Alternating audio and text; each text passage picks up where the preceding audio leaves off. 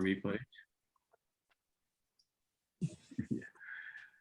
Greetings, everybody. Welcome to the joint chapter with the Chicago and Milwaukee chapters, joint SABR Day. Why do we call this SABR Day 2 weeks after SABR Day? Bill, you can answer that one. Welcome, Bill Perch with the Chicago chapter. I'm Dennis Regenhart, by the way, with Milwaukee. Yeah, we're always kind of struggling to schedule this around, I don't know, say the Super Bowl, Cubs convention, Sox Fest, and so we picked this date, and so we like to do something a little bit special. Let all the other chapters take the one day, and we get our own. And we've done this for a number of years. And again, one of these days we're going to be in person. You know, we were really hoping several months ago that this might have been in Kenosha at the Brat stop, but you know, just kind of with the situation of everything going on right now, we just decided it'd be great to keep it virtual. So we're glad we can do this anyway. So it's great to have really good attendance today. We have 3 outstanding speakers. So Milwaukee is going to start it off, and then Chicago is going to finish, and we're going to take a little bit of a break in the middle, just if anybody needs a drink update or stretch your legs or something like that. We'll have a few announcements about upcoming events, chapter events at that point, and we'll go from there. So back to you. Thank you. And yes, one other note here with your questions, if you want to put them in your chat, Bill and I will monitor those. I mentioned Bill because he's much better at it than I am. I've been on these with Bill, and he's always on top of them better than I am, but we'll monitor those for questions as well. When I look distracted, I'm reading questions. So, and so this, and then if you would like to mute, that would help in case of any noise. With 45 people on, we may get some background noise, so that might help also. But to get started, I'm going to introduce Mary Shea from the Milwaukee chapter. Hang on, I got a bit 2 people here. 1, 2. Mary is the chair of our book club, but also very, very active and very helpful. And thanks to Mary, she contacted Ila, and I'm thrilled to death to have Ila on this meeting. So Mary, thank you for doing that. And would you like to take over and talk to Ila? Absolutely. Well, we can all talk to Ila eventually. So thank you so much to Ila for agreeing to spend some of your time on your Saturday. And all of you for joining us on your Saturday. So I think we have 3 special guests, and I'm just going to get started. So very excited to have Ila join us. We'll talk a bit about her autobiography. Some of you might have read it, Making My Pitch, a Women's Baseball Odyssey, co-written with Jean Ardell. Just a little shout out for Jean Ardell. She's one of my favorite writers. She also wrote Breaking Into Baseball, and I highly recommend this as just a history of women's baseball. So very good writer. I don't know if anybody's seen Esquire's list of the top 100 baseball books. Ila and Jean's book is on it. So there's a lot going on in here. Ila, you're just an inspiration as far as your strength and perseverance. You've dealt with a lot. It's also a very candid look at not only Ila's life, but baseball life in general. Yeah, lots of fun stuff. Like if you've ever read A False Spring by Pat Jordan, he came up through the Braves system in the 50s. Just very candid. So let's start, whatever you want to say about your book, but maybe you want to start with your earliest baseball memories and how you became a girl involved in baseball. Yeah, I think you kind of gravitate to what your parents do. And my mother just turned 18 and my dad was 20. So they are extremely active. You know, my dad played baseball all over the place. And so I grew up on a baseball field. My mom and dad would play catch with each other for our holidays, Thanksgiving, Christmas. We would go out there and we would play on the ball field. That was our way of celebrating holidays. And I was the firstborn. So I had a lot of time, about 5 years, with my mom and dad and just playing. And so I really think that helped me build that relationship with being outside and playing baseball. And then obviously that grew, I had another sister and 2 brothers, but I always stayed around the baseball field. That was my home. That's where I felt most comfortable. My dad, thank goodness, we have a different type of relationship that I discuss in the book. And I don't know if you guys have seen the recent movie King David, I believe, with Will Smith and the Williams sisters, but it's a little similar in the sense of he was really hard. And there's some, scenes in there that I talk about tough love. And at the time, I'm super mad at him. But now looking back upon it, I'm so grateful. He really taught me a lot of stuff as far as determination, discipline, hard work, getting through tough times. And I just didn't realize that. And then when I had that at such a young age, I started to see things develop. And then I started to develop them on my own as a high schooler and in college and then in pro ball. And so I think that's actually what helped me. And then also staying the course. You see women that they get involved when they're younger. You see tons of women in t-ball, tons of little girls. And you kind of see it in Little League. And then when they get to pony ball or high school, they kind of take a different route and they go into softball. Nothing wrong with softball. If you want to get into it, I have tons of friends that play softball. But there's a big difference if you skip baseball in high school and then you want to go play college baseball. So I'm really trying to get out there and work on the development of women in baseball and women playing baseball, because I think those years are so important. And so that's why I still work with Major League Baseball and USA Baseball and go to those Trailblazers or Grit, and participate in those, and then just do my own part around Portland, Oregon. Yeah, that's fantastic, because, when you really think of it, if you look at women's baseball history in a nutshell, it's like the Bloomer girls, the All-American girls, the 3 women who played in the Negro Leagues. And then it seems like there was kind of a lull, and then girls weren't really allowed to play in Little League. Maybe some coaches allowed it, but not till, in the early 70s, 74. So you were really a trailblazer for that time. And now we see all these girls, there's at least 100,000 girls playing Little League on, scattered on boys teams, or there's all girl teams, which is great. Yeah. But you were in California where people play a lot of baseball. So there were maybe just 2 other girls playing baseball when you were little? Yeah, and I mentioned there were maybe 2 other girls playing baseball, but they weren't playing. So they were sitting on the bench. And I didn't even know about the 3 women players in the Negro Leagues. I didn't hear anything about that. And when I was playing, an integrated baseball. And at that particular time, it was still a no-no for women to play baseball. And so I talk about it in my book, like ways around it, or what I did to play. Anytime you have a dream that you can't see, or you're going to have to go through some difficulties to get to your goal, you're going to have to try to find ways through it or around it. And so what I talked about was, they said, absolutely, Ila, you're not going to play Little League. And I talk about this scene where they pretty much tricked my mom and tricked everybody for me not to be able to go to Little League and do my signups. But what I had to do was win my way on.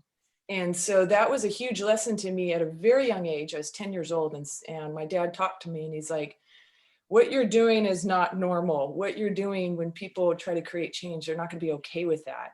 And it's also extremely important to me. People sometimes think that they can't have normal conversations with a 10-year-old or 11-year-old, and they understand. I absolutely understood. And I went through it. And so I think it's really important to have those conversations with your kids. And so I saw that, went through it, learned from it. And from that point on, when something would come up, so I won my way on to play Little League, and I did really, really well.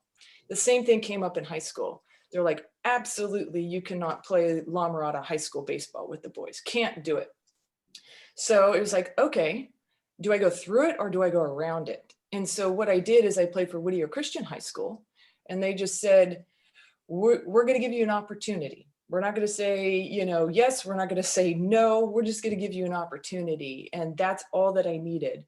And so obviously played 4 years, was leading in the top 10 ERA in California, played 4 years of varsity baseball, played against great teams.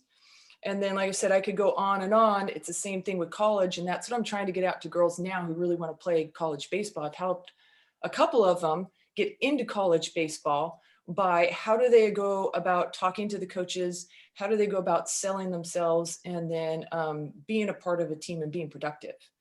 And, you know, I went out there and sent all these videos to all these people, and obviously ended up with Southern California College. And there's a big story background to that as far as why I went there.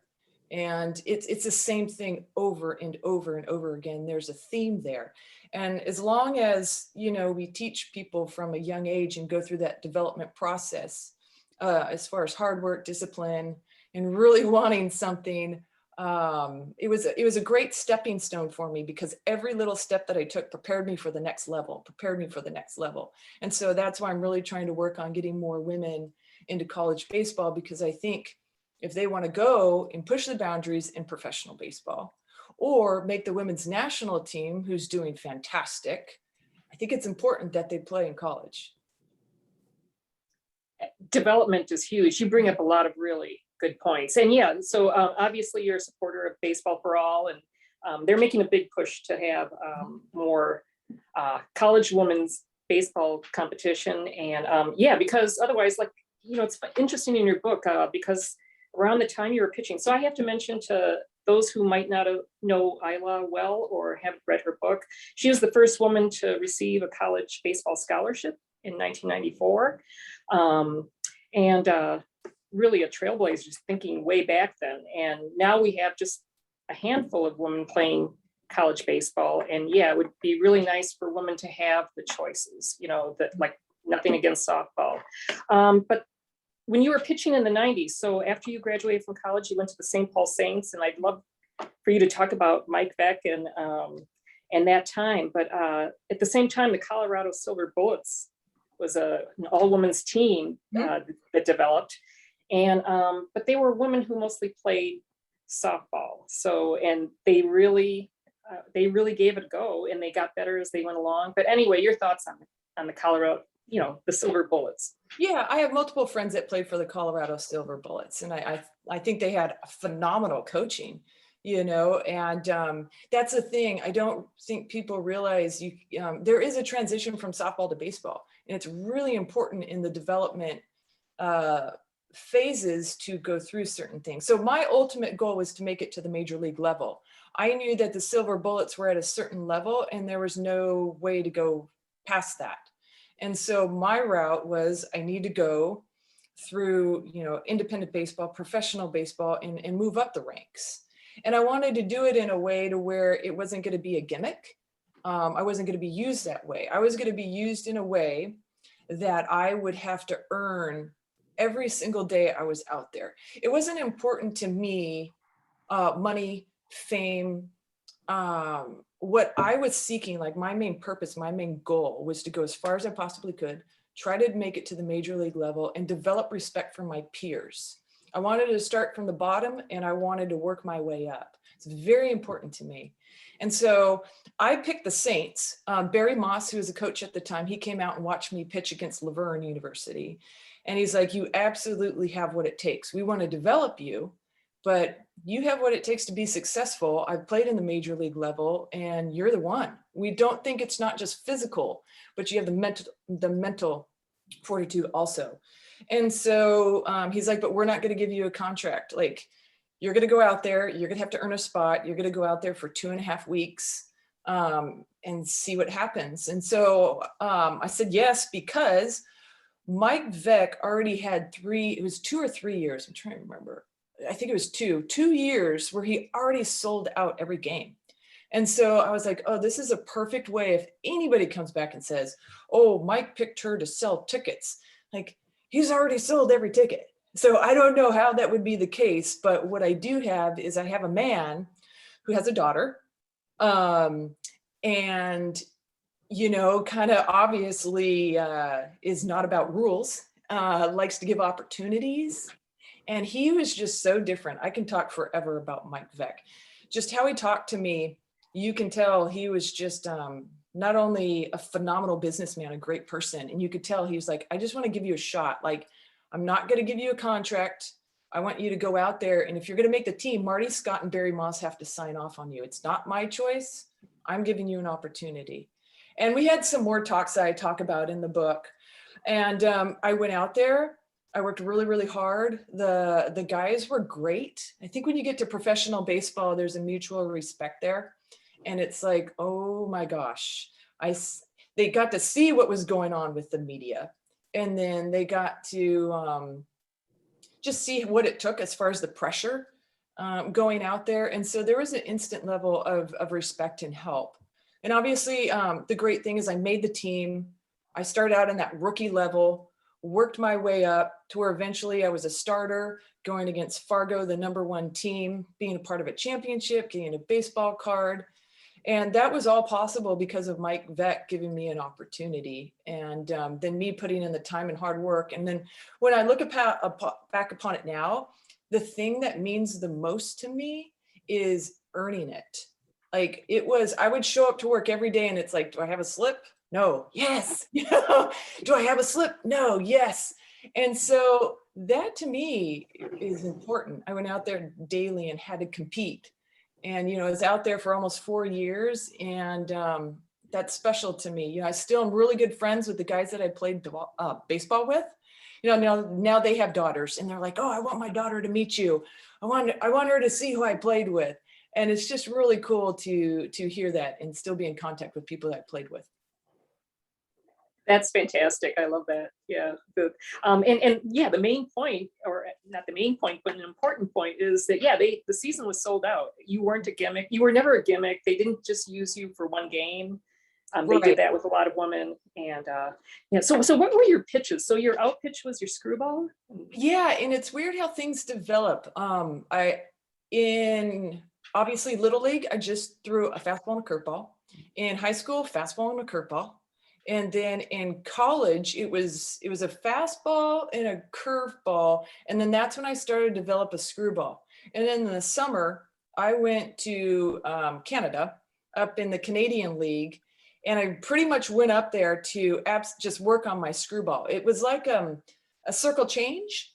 But for me, I really wanted to work on just taking a little bit off and having it look like a fastball and then sink down to the right-handed hitter. I knew I needed that in order to play pro ball. If I didn't have that, I wasn't going to make it. And so, if you're a reliever coming in, throwing the ball 90, 92, you can throw a fastball and a cutter, kind of like, everybody else that does that and be just fine. But for me, I wanted to be a starter. And I already had a natural tail going away. They would stack them with right-handers. And so it took me a year. I wish I had video of it. When I first started throwing it, it would end up like, if I was throwing it to home, it would be like at first every time. But after a year, I got the feeling. I really worked on it, went and played some games up in Canada, came back, and I had that pitch, and that's what Barry saw. And he's like, with that pitch, you hit your spots, you're going to be able to make it. Yeah, I always thought that if a woman really made it into men's pro ball, they need a screwball or a knuckleball. Yep. Yeah. Did you have a cutter, or did you develop any other pitches? Or no, that's the only thing looking back that I think could have taken me to the next level. I had those three, I threw a 2-seamer, 4-seamer. That's just a no-brainer. A curveball, and I would change it from a 12-6 to like a 10-3, depending on certain things. And then I had my screwball. I wish somebody would have said, hey, Ila, if you want to go one more bump up when they put a left-hander up, you really need a cutter or you need a slider. And I didn't really work on that. And I think that could have taken me a little bit further if I wanted to. Did they throw cutters as much back in the 90s, or, maybe. I just really didn't develop it. And like I said, if I had that going against left-handers, that would have helped a lot. Yeah, absolutely. Yeah. So would anybody like to ask any questions? If you'd like to unmute yourself, feel free. Or Bill, do you want to go through the chat?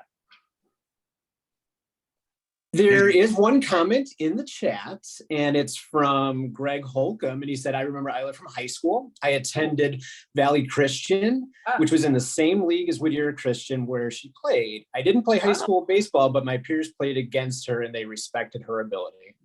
That's awesome. Thank you for saying that. I remember them. They were our toughest opponent. Yeah, just going through Ila's pro career, you pitched for the Saints, the Duluth Dukes, And you had some really good games with the Madison Black Wolves. So that's kind of a tie to Wisconsin.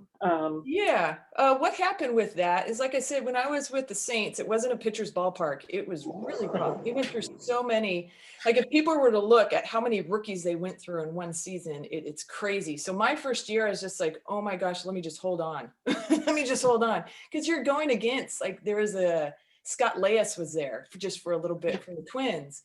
John Dittmer from the Chicago White Sox. John Bittinger I pitched against. I mean, these are guys that played in the major league the year before. It still is known as like the best independent baseball. It's almost like AA ball. And so that's a huge step for me. So I was just like, let me just hold on, come in there. So, Mike came up and he's like, I think what's going to be better for you is you go to Duluth Dukes, because it's a pitcher's ballpark. You're going to get way more innings in. They really want you there. And you can get more development from Mike Cuellar. And I'm like, yeah. So despite his daughter being really, pissed off at him, he did that.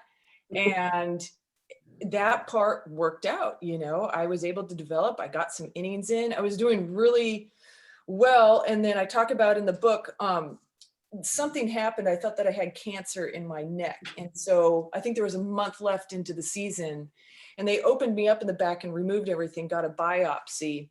And I tried to pitch with that, and I just wasn't effective after that. And I was just same thing. It's like, how do I hold on? There's no contract. So I was like, I have to go out there and pitch. But I was able to go out there and get my wins, get some innings in, be a part of a championship team, really be a part of a misfit team. That's what we were. A bunch of individuals, unruly individuals, good times. And then, I went to Madison, and Al Gallagher, oh my gosh, he is phenomenal. He really took to me, and he got the best out of me. And obviously, his career, same thing again. He goes, Ila, you have what it takes. Like, you really do have what it takes. And for him to say something like that also meant a lot to me. And now he used me in a really good way, did really well. I was able to, I almost got 2 wins there, but I think it was just 1. Had a 1.67 ERA at one point. And that's when it came out to where I was like, okay, I feel like I've deserved a shot. I was talking to Marge Schott at the time, and everybody's like, yep, this is the time. Like, you put in 3 years, you're doing really, really well in a great league. All I'm looking for is to be, invited to spring training camp. Same thing. Give me an opportunity, give me a shot. And the Reds were the one that were open to it. And I was planning on that. I was working out. I was planning on that, everything. At the very end, they came back and they're like, Ila, there's going to be too much media. It's going to take away from the game. It's going to be all about, women versus men and coming in here. And it was just a different time, and they're like, we just don't want that. We want it to be about baseball. And I try to convince them. I'm like, well, you've seen my career. I'm not trying to go out there to prove that women are superior to men. I'm just going out there because I love the game and I want to do good. And finally, at the end, they're just like, we don't want the publicity. We can't do it. And that crushed me. And there were some other things that crushed me too. I wasn't able to be authentic. I wasn't able to be myself. And I finally was like, okay, I don't know if I'm going to be able to get around this one. And if I do I want to go around it to get there? Or do I want to be authentic and be myself? And so now it's great to see it. I mean, every time I turn my head, they've got more women coaches. They've got Rachel, being a manager in the minor league systems. And now it's like a complete flop. Now it's like, we want women in baseball. We want them involved. We want to be a part of it. We see, what it can do. And I'm a captain paramedic now with the fire department. I have tons. The men, I lead men. And so they have absolutely no problem with it. If you're competent, you treat people with respect, you show you're a good teammate, and you know what you're doing, and you lead, and they see that. You might have some people here and there where they're just like, it's absolutely not going to happen. But the majority of people are okay with it. I think especially now, the curse of being a trailblazer like yourself, I think you were a little too early. Yeah, it's really kind of a shame. And yeah, I was going to ask what you think of all these women who are being hired for baseball jobs. And by the way, were you almost drafted by the Angels, or were there rumors of it, or was it just a They saw me a couple of times? Yeah, I knew a couple of people there. I never talked to them about going to spring training camp. But there was talk with a bunch of teams trying to do it, but they were everybody was just so apprehensive because they thought it was going to go crazy. And because when I was in college, it was absolutely crazy. I had no life. I couldn't go anywhere. And, I was kind of used to it in pro ball, and it turned a different way. And now I was able to handle it a little bit better. I wasn't told you have to do this. It was Mike saying, you do what you would like to do. You don't have to do anything. And so that obviously really helped out a lot, but they were afraid. And I do think it would have been massive, the publicity and stuff like that. But no, I'm extremely, happy to see what baseball is doing, getting more women involved. I do like what the Yankees are doing, though, in the sense of I like people paying their dues. I think it brings validity to your job too. So putting Rachel, in a management position where she's at and possibly moving on up, I have huge respect for that. Same with Kim Ang. Kim's a friend of mine. I've known Kim since she was with the Dodgers and the Angels, going on 20 plus years. And I was just like, gosh, if they give it to anybody, please give it to Kim, please. She's paid her time. She knows what she's doing. Please give it to her. So that's the only thing that I'm really looking for. Something like that. Like they asked me, hey, Ila, the Cardinals reached out to me and they're like, hey, we would really like for you to get into baseball. And we want you to be a coach and move up the ranks and do that. And I was thinking about it, but I told them, I go, if I'm to do that, I want to start at the ground. Like I want to start rookie ball, go to the Dominican, go to Puerto Rico, go wherever, put in my time, learn the language, and then bump on up. I don't want to go straight to the major leagues. I don't want to go to AA. I don't want to go to AAA. Like I want to put in my time. I just ended up not doing that because of financial reasons and where I'm at. And I love my job. So that's why I try to do things on the side with baseball and go teach people, not just baseball, but about life. And so that's what I'm doing now. And then, like I said, that's why I like what the Yankees are doing with Rachel. I think it's really smart. And she's a phenomenal person. Yeah, she's posting on her Instagram basically her story of what she went through to develop herself. And so, yeah, you nailed it. Yeah, she really has earned it. Yeah, so, and Dennis had asked, yeah, you seem like you would be a really good fit as a coach. I mean, your mechanics were great, the mental side of pitching. So, yeah, maybe when you retire as a firefighter, and maybe you want to talk a little bit about your post-baseball careers. Yeah, for me, there's so much more. I love baseball. I mean, obviously, it's my birthday yesterday. I'm just turned 47 and I'm playing baseball, so there's a love there. But what I absolutely love the most is I love people. And I've been through a lot. I've learned a lot. And I like working one-on-one with people. I know, and plus I love my job. So I'm trying to figure out how do I juggle this? Some colleges out here, Division I, Division II, Division III colleges that said, hey, what if you still work your job and you come over here and coach? And I'm contemplating that because I really love developing the player and the person. And yeah, when I was done with baseball and retired for other reasons, Mike Vett came back to me and he's like, can you please be our pitching coach? Like he was able to see when we were out there and we play on flat ground, we would play catch with each other out in the field, all the pitchers. And that's when you learn the most. Honest to goodness, that's when you learn your pitches and you learn the most.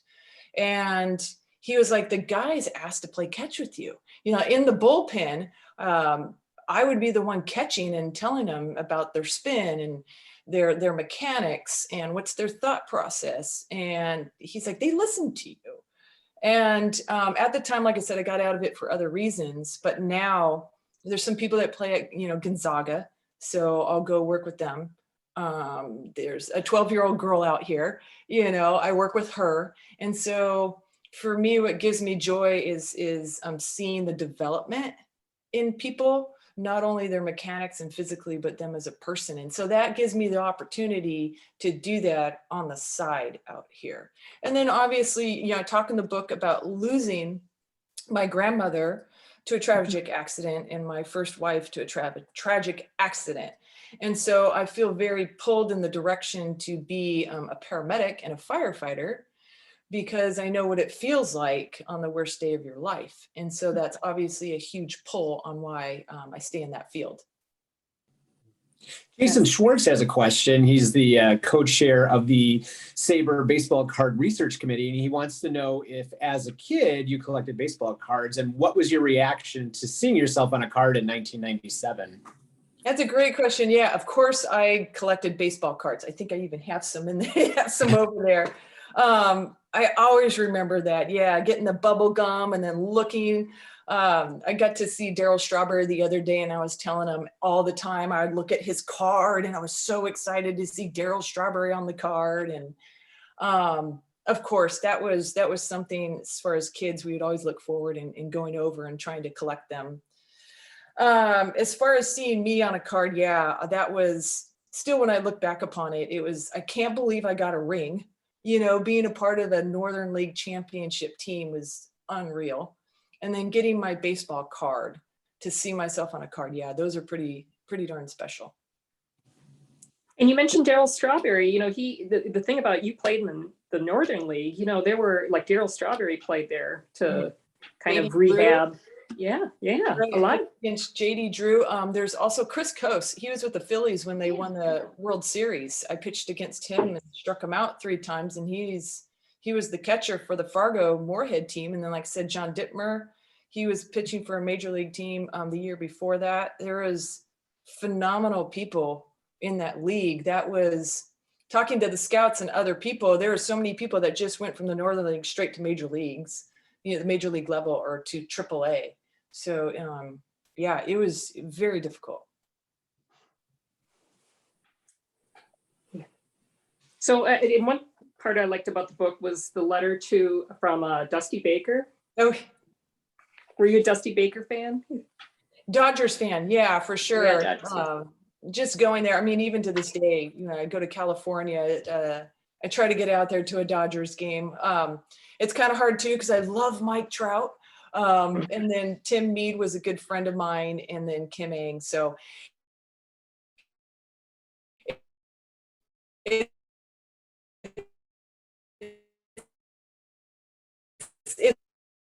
hard because it's both a Dodger and who's who, but him being the kind of started things out, besides my dad and my mom, on a field and hitting the home run and seeing him and being different.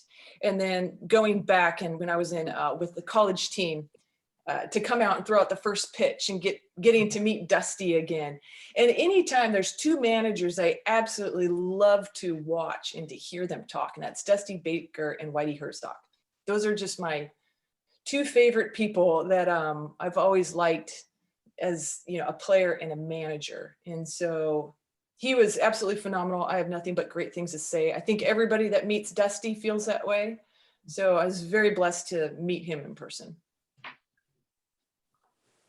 So any other comments? Just yeah, we talked about a couple of Wisconsin connections, your time playing in Madison, and then your wife is from Madison and was a standout track star for UW-Madison, which is my alma mater, so go Badgers. And oh, I lived right there. Yeah. What was it? It's not State Street. I'll have to look it up again. But the Badger Stadium was just right across the street from the apartment little place that I was at. Is it Breeze Terrace or near there, near Camp Randall? Yeah, that's, yes. We know where State Street was right there also, but I just remember looking right across, and Camp Randall was right there, and the football team. I love that place. But I was super, you know, St. Paul, I really loved St. Paul, and I really loved Madison. If I could handle the winter, I would be living there. Yeah, you're a badass, but you know, I don't know. I think you could handle winter. You handle a lot worse. So yes, I was in Duluth for the winter, and that was eye-opening for this California, Arizona person. Absolutely. So any other questions or comments if you'd like to unmute Yes, yourself? Tim just added a question in the chat. Was there a type of pitching philosophy that you adhered to while you're pitching competitively? Off-season training, in-season maintenance, between start routine? Okay, so I'll go with the first one. A philosophy of mine was always get beat with your best pitch. I had to navigate that in my freshman year in college because I had a senior catcher and it was really difficult. We would butt heads and I was used to calling my game and then he was used to calling the game for the pitchers. I like to be a thinking pitcher. I don't like to be that person that just throws a ball, whatever the catcher puts down. I would do my homework on the hitters and know about them. And then I would anticipate and I'd read their swings. And so my thing is I had to believe in what I was throwing. And I always said, if I'm to lose a game, I want to lose it on the pitch that I wanted to throw. And so I can own it. I don't know if that's a philosophy, but I went by that a lot. I would say also, every time I went out there, I pitched like it was my last game. Maybe it would have been different if I had a contract, but I was absolutely exhausted afterwards because I gave everything that I had and more. But I would say those would be my philosophies. I know it changes. I really have a tough time with my friends who are catchers because they're like, just throw the ball what we put down there. You know, we know the game the best. And I'm like, no, no. It's important. Well, do you want to mention about pitching backwards? Like you kind of had to pitch backwards because you couldn't work off of a blazing fastball? Sometimes, you know, but I would see people if they were moving up in the batter's box and they were starting to anticipate certain things, and I would throw a four-seamer inside, you know, or I would throw a hanging curveball inside, let them rip it. And I know if they rip it, they're going to rip it foul. And then I'm going to get, you know, ahead of them by 2 strikes. And then I'm going to watch. It was like, you're giving things away if you're, you know, moving and inching on up. I'm going to adjust. So to answer your question, yes, I would do that. But those are little things that I would see that hitters would try to do, and then I would adjust. Excellent. As far as I think he said, workout routines. Eric Cole, he actually was married to Nolan Ryan's daughter.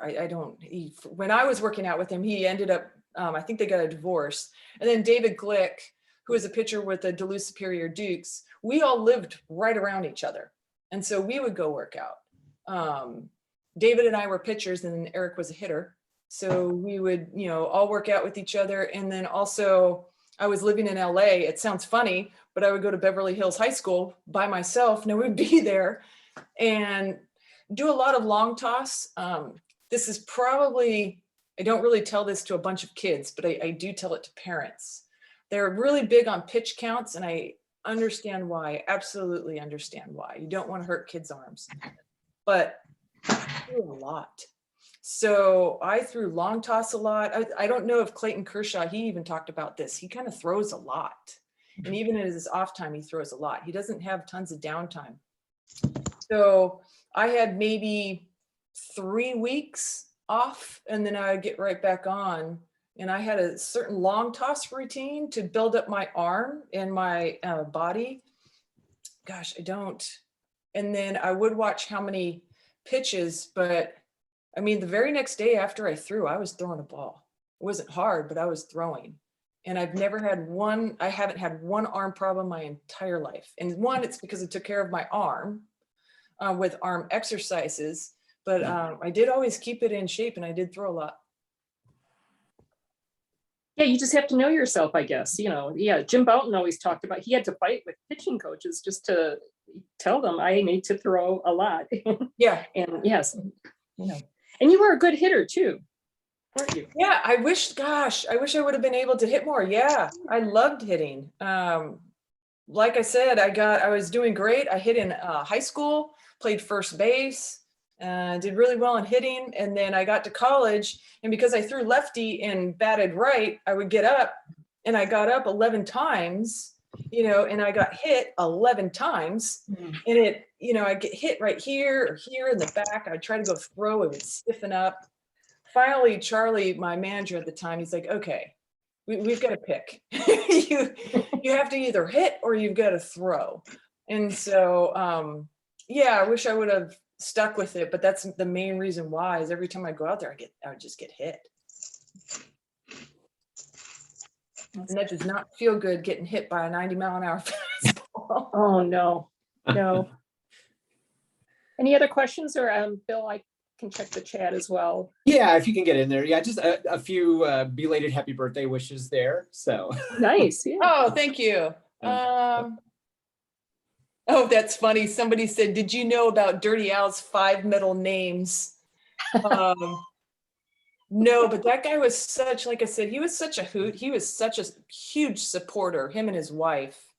And I don't even know what to say. I just really value the time that I had with him. He was probably my biggest supporter and person that believed in me. Meant a lot. I'll never forget it. I'm sorry, go on. This is Dennis. I put that question out there in the chat.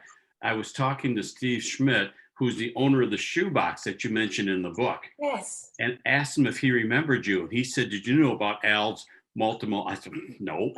So I thought I'd ask you that for that very same reason. And Steve went and bought the book. I mentioned to him that you mentioned him in the book. And so he bought the book this morning after I told him about that. But I called him to see if he remembered you and had that reference. Can I add a question also? It's almost a statement. Mm-hmm. In the book, you mentioned probably the biggest problem you had, particularly Little League and younger, when you played ball in younger years, was the mothers of the players. And I was involved with Big Brothers and Big Sisters for 14 years. And about 10 years ago, my little brother was playing, probably the best ball player in the Little League was a young lady who knew the game. She was directing defenses. She knew how to pitch. And the mothers complained constantly about their son striking out about her. And that was 10 years ago. So things in some ways, unfortunately, have not changed. People ask me that all the time and they're like, why do you think that is? And I'm just like, and it was still in pro ball, the same thing. The fans, I talk about this one lady in Fargo, one of the most unruly fans was this lady, and the guys, the people that I played against, like my teammates, obviously there were some that were not the greatest, especially in college. I think if I would have handled it a little bit differently, as far as, coming in there, being a freshman, getting tons of accolades and media attention, and the majority were seniors, I think we could have handled it a little bit differently. But the majority of my teammates were supportive. At first they're like, oh my gosh, who is this person?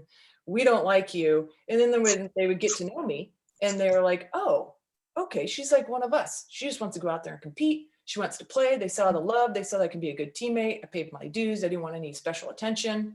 Then their entire philosophy, you could see, just absolutely changed. I just needed to show them what I was about and they were fine. But the fans, that's where it was just like, oh my God, you can't strike out my son. You're going to destroy his confidence.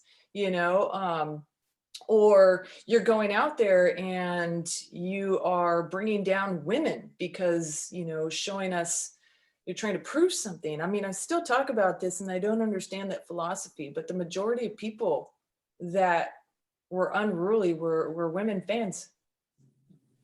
That's why now I really try to support women. There's some out there, that I don't necessarily agree with, but you'll never catch me going out there and talking bad about anybody, women in particular, because we should be supporting each other, not bringing each other down. Absolutely. Yeah. So Peter asked a question.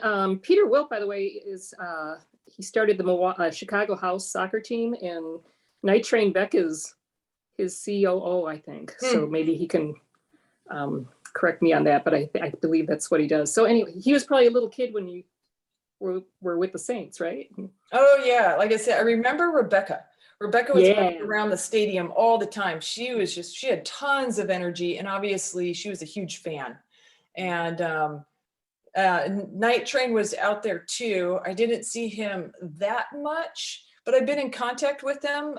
He was in Australia for, I think, a cricket, and then out here now. And I've been in contact with him.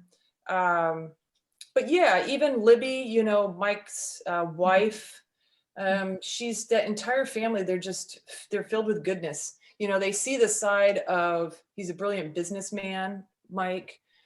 He's super funny.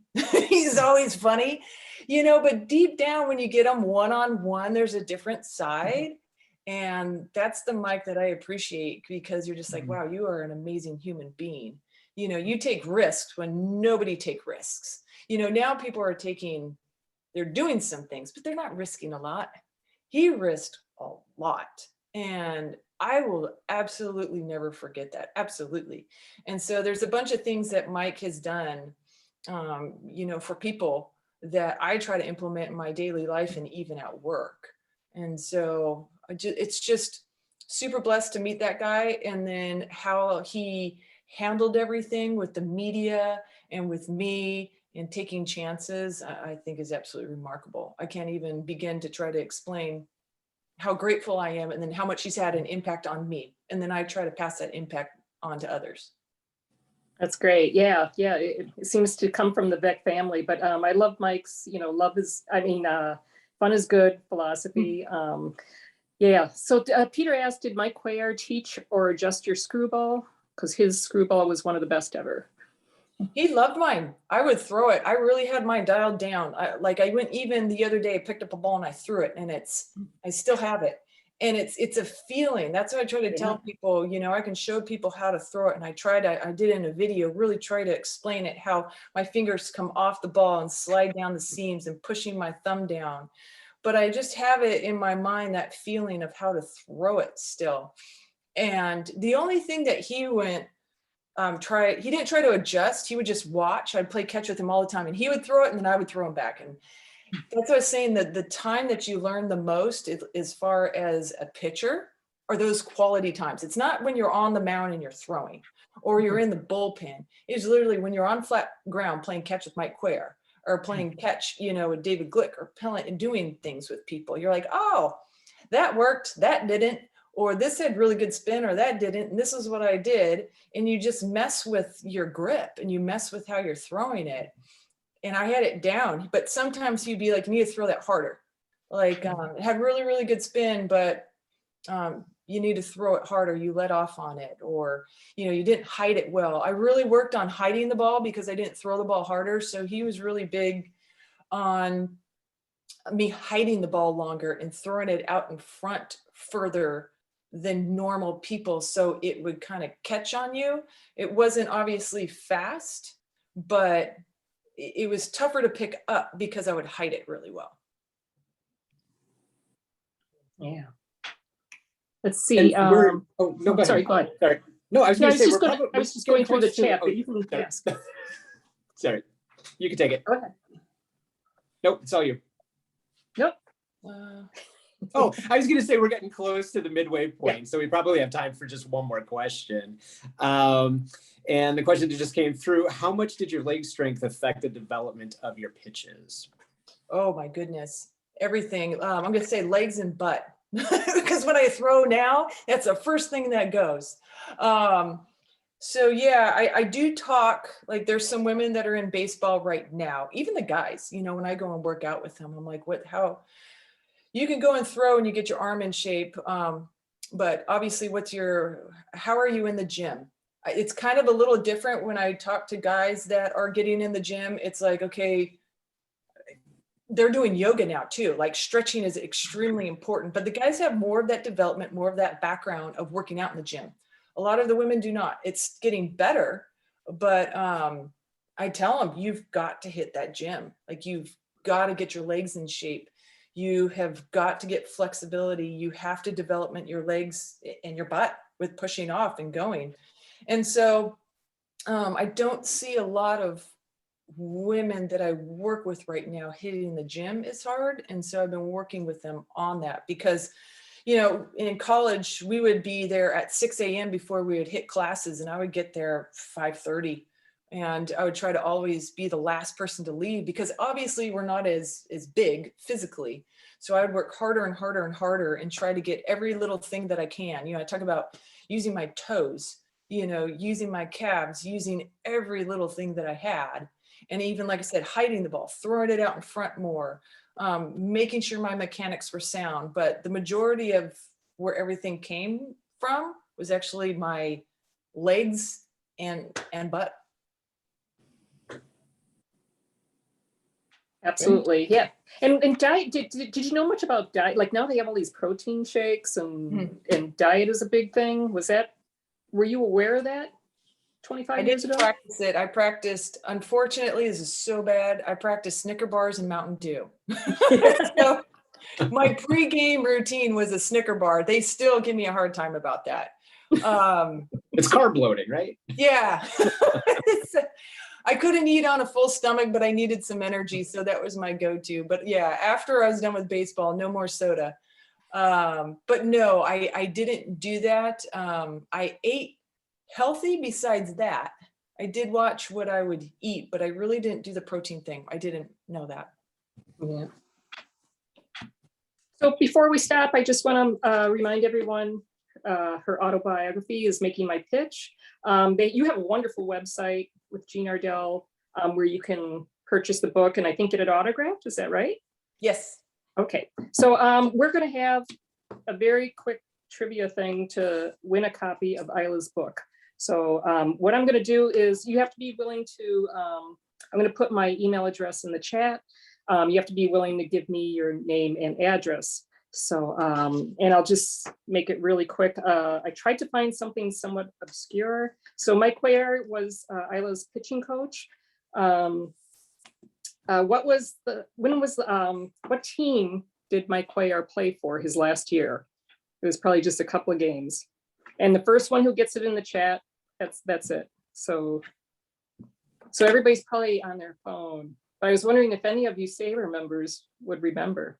So he's mostly known for playing with the Orioles and Houston. So 3 answers out there. I'm sorry, what's that?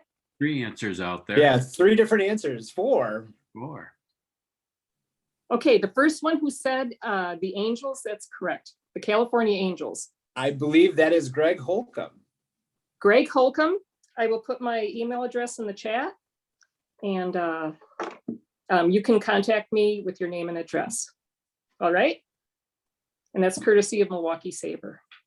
So, and I just to close out, there's a quote from the book, "Love is the most important thing in the world, but baseball is pretty good too." And there's a story with that from the book, but I just love that quote. So let's see, is Ila still with us? Any closing words, Ila?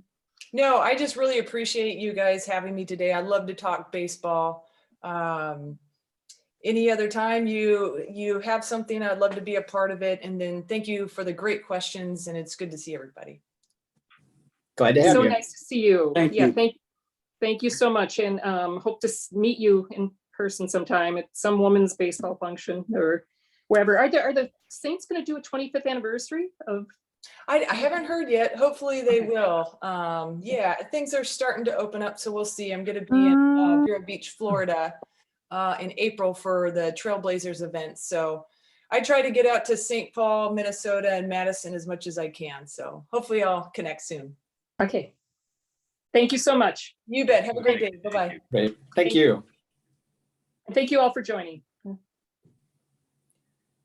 So since we have a few-minute break, Dennis, do you have any updates or Mary updates from Milwaukee chapter to share? Leave it for Dennis. Yeah, working on some future meetings and things.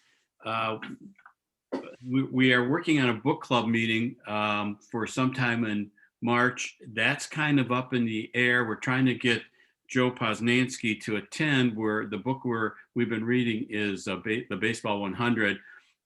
When we have the meeting, if you even haven't read the book, anyone's always welcome to come in and participate. And we're trying to get him.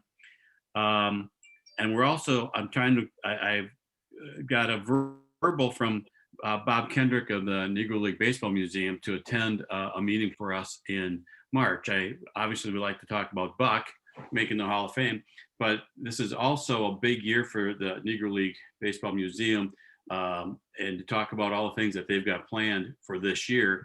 with Jackie going in for his, it's the 75th anniversary of Jackie breaking the color line. They want to highlight all the pioneers for each of the ball clubs. And so it's going to be a very interesting year. So, so Bob and we're just trying to come up with a date. Just looking at airline flights from Chicago to Fort Myers. No one actually goes to. And so I'm working on, and so one of the things where I'm going to ask Bob, hey, can you help us get hold of Podnansky? So we may combine those two meetings. We can do that, or so watch for that information. I'm looking at, when are we going to do a live meeting? I'm looking at April or May. I'm hoping we can do that. So watch for that. And then we're starting to work on doing a Madison Mallards game in June. Randall is going to help on this. I talked to, as I mentioned, Steve Schmidt today, who's a shoebox, also the owner of the Mallards, setting something up so we can have a meeting probably at the ballpark and get some speakers associated with the Mallards or his organization. So that's some of the things we're working on. Mary, do you have anything to add on the book club? Sorry, what's that? Anything you want to add on the book club? No, I mean, it's, you know, the reviews of the book are, everybody's raving about it. So yeah, it's a very easy read. Yeah. So yeah, we'll see what we'll decide on. Yeah. Hey, Dennis. Yeah, Bob? Yeah, the Northwest chapter, we have Keona Sinks from the Negro League Baseball Museum speaking a virtual meeting on March 1st at, I think it's at 6 o'clock Pacific. And it's on the SABR virtual events calendar. So any of you guys can come into that if you're interested. Yeah, sounds good. Thanks. Okay. The biggest Brewer fan in the state of Oregon, or maybe Yeah, the only one. It's a small group, it's a small sample size, but yeah, I'm in there. Yeah. Right. Yep. Nice. Well, and then in the Chicago chapter in March, we are going to have 2 different virtual events. So we're doing a few things different. We normally do these on Saturday afternoons, usually right around this time, but we're going to actually have 2 different weeknights.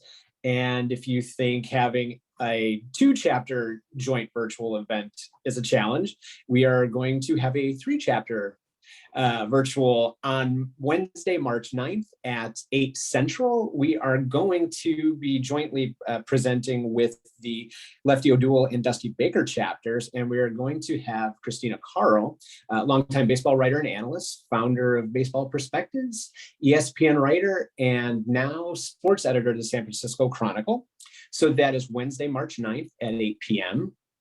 And then on Wednesday, March 23rd at 7, we've confirmed a Zoom session with Cubs minor league hitting guru, Rachel Folden. So we are busy, and I'm not sure if anybody from the Landmarks Research Committee is on, but that is a new initiative, new committee by SABR. And if you are interested in being a part of that, it is going to be, I guess, literally a monumental effort, documenting a bunch of monuments, landmarks, headstones, various things like that, internationally, actually.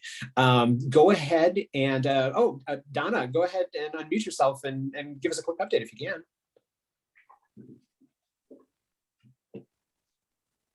Hi. Yeah. I'm working on Puerto Rico right now, actually. Okay.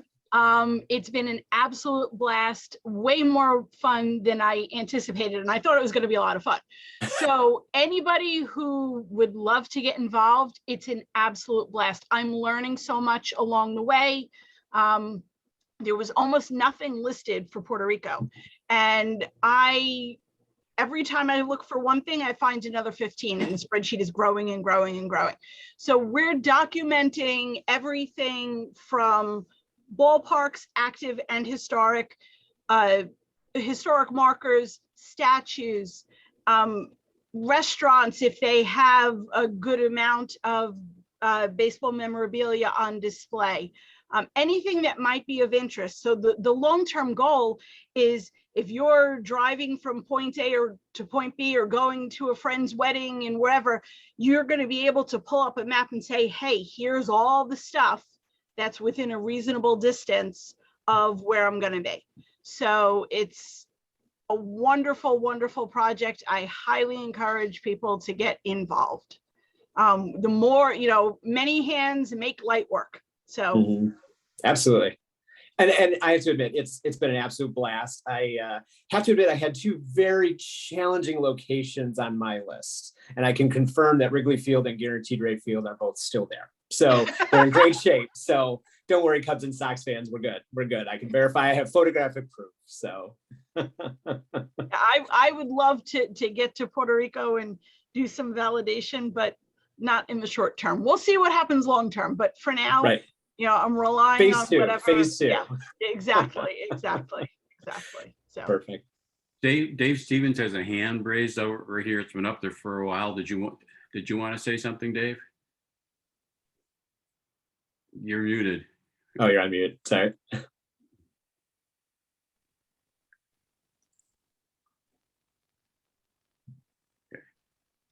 I don't think so. Okay. Are you taking his head? I don't think so. I missed an item also. I'm working with to get a bat boy from the Brewers. We've been pushing dates back and forth at each other. Nothing's working. So I'm working on a bat boy from the Brewers. Happens to be my a nephew. Yeah, I think he's a nephew. He was bat boy last year and also ball boy. So there can be some interesting stories just on what's entailed. I don't think we've ever had a bat boy at a chapter meeting, so we thought that could be interesting. So, okay. Perfect. Well, I mean, if we're good with announcements, I guess we can move on and hit the second half of our session. So we have two speakers, and I am honored to welcome Jasmine Dunston, the new Director of Minor League Operations for the Chicago White Sox. And she is joining us today from, I'm hoping, much warmer weather. So I'm not seeing you right now, so feel free to unmute yourself and put yourself on camera. Hi, Bill. I'm here. Hi, how you doing? And I'm on the camera. Perfect. Excellent. Well, we are honored to have you. And just a quick update, you joined the White Sox in December, I believe, correct? In November. In November. Okay, perfect. Sounds great. So yeah, I mean, looking at your profile, you have a bachelor's in political science, master's in sports administration, and a Juris Doctorate, and have worked in a range of sports, in football, basketball, worked in the legal world. So we are honored to have you. So if I can just jump right in with the questions, you're obviously an accomplished player yourself. So when did you first consider a career in baseball? I think I first considered to get a job fully in Major League Baseball, I think is when I graduated college. I took that year off and I said, you know what, I think I wanted to go home, but I said, I think something's missing here. So I decided to go back to Valparaiso and get my master's in sports administration. And that's how I kind of like did my walk a little bit with the NFL. I did an internship at All Pro Sports Entertainment under the agent Lamont Smith, and he's also an attorney. He's known for having clients as Jerome Bennis and Eddie George. And also I did have a job at the Raiders as well, doing heavy accounting, payroll, those necessary things, auditing. But I kind of knew I was a little bit out of my element and I kind of wanted to get back to home base, which was Major League Baseball. So I continued that journey. I applied to jobs at the commissioner's office. I applied to jobs that were on LinkedIn or sports, work in sports. I didn't hear much feedback, but I knew I kept trying. So at that point, I decided to go to law school. And when I was in law school, I just interned a little bit as well at different law schools and at different law firms. And also I went to the Diversity and Summit Inclusion Business Summit. I was invited by Wendy Lewis. She used to work at the commissioner's office, and she also used to work for the Chicago Cubs back in the day. And also I was able to meet Kim Yang there. So that was a great, it was a huge honor actually to meet her there. And then also I went to the Sabermetrics conference in 2020 during the pandemic year. So after that, I graduated and I landed a job with the Cincinnati Reds. So It was a long time coming, but I never gave up. And here we are today. Perfect. So the White Sox are obviously a heritage team dating back to the beginnings, the roots of the American League. Why are you excited about joining the Chicago White Sox? I always liked the White Sox. My dad was a player. He played with the Chicago Cubs back in the day. And, Chicago just has really deep ties in our family. So it was also Chicago Cubs, but it was also the Chicago White Sox. And I was just always so intrigued with them on the South Side, just how they had a great history too, with just their culture, their fan base. It's a little bit different than Wrigley, but I always liked that. I liked their energy that they did bring. So I'm happy to be here. That's great. That's great. Yeah, and I totally understand too. I'm a Cubs fan, but I come from an extended White Sox family, so we all get along. Holidays are great. Absolutely. Perfect. So, but you mentioned that your career, you have a very diverse background in terms of working in different sports and in law. How did those different experiences prove beneficial to you professionally, and how do you see that helping you move forward in the future? Sure. I think tangibly, just working in different departments, working in different sectors, working in different realms, they really help you to be a jack of all trades, get to allow you to get your feet wet in different departments, kind of learn yourself. What do you like? What you don't like? They help you to communicate. They help you to work with different personalities, whether it's in diverse roles. I know diversity is a big thing right now within our culture, whether it's diversity in age, diversity in background, diversity in thought. They help you to be able to navigate those, which I think is phenomenal. It also allows you to think in different ways, to be quick on your feet, to problem solve, because not everyone thinks the same, right?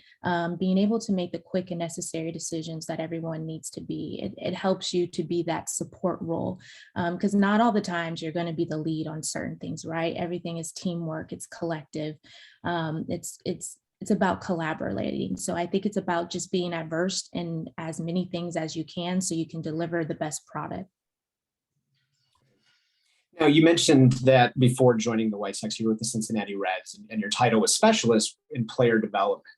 So now you're the new director of minor league operations with the White Sox. Can you take a little time and kind of walk us through your responsibilities? What are you doing day to day? Sure. So I started off with the Cincinnati Reds. So I reported right to Sean Pender. He's the vice president of player development, and he still is. Last year, we didn't, however, have a farm director. So my role was to be always supporting the farm director, but I kind of moved into that without the title. So I kind of helped Sean just day in and day out of all the operations that I needed to get done at the player development role. So it kind of really segued and really prepared me for the job that I hold today. Today, a lot of the duties that, I hold are, whether it's the budgeting, whether it's, the accounting part, whether it's approving expenses for our scouting department or our coaches, being always on the same pages with our coordinators, our video coordinators, making sure we're implementing the same values, the same goals at the lower level. I also do their contracts. I tender their contracts. I also help in player moves. I help construct the roster. When as someone we promote or demote, just how do we handle that situation delicately? So I am in a heavy support role, which I report to is the assistant GM. His name is Chris Getz, and he's also our farm director. So I'm the second point of contact for all of player development and minor league operations, just supporting him to be able to do his job at the big league level and at the minor league level as well. So it sounds like there's a lot of travel. A lot of traveling to the affiliates, whether it's Chicago. I'm currently here in Arizona. We're getting ready for spring training.